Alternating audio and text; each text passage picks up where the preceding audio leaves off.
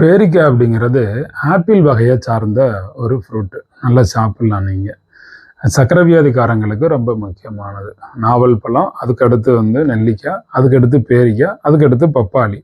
பப்பாளி எல்லாரும் சாப்பிடக்கூடாது, சிலர் மட்டும் சாப்பிடலாம். பேரிக்காய் எல்லா சர்க்கரை வியாதி உள்ளவங்களுமே சாப்பிடலாம்.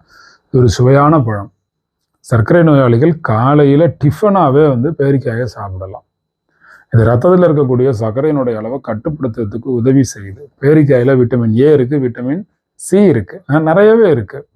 அதனால் பசியின்மை அப்படிங்கிறதும் உங்களுக்கு சில பேருக்கு பசிக்கவே இல்லைம்பாங்க, சில பேருக்கு அதிகம் பசிக்குதும்பாங்க. ரெண்டு பிரச்சனைக்குமே தீர்வு என்னென்னா பேரிக்காய் தான். நல்ல ஜீரணமாகும்.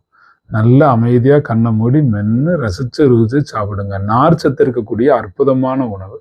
மலச்சிக்கலை போக்கி கொடுக்கும். பப்பாளி ஒத்து வந்தால் சாப்பிடுங்க, இல்லைன்னா பெரும்பாலான நபர்கள் பப்பாளி அவாய்ட் பண்ணுறது தான் கொஞ்ச நாளைக்கு நல்லது.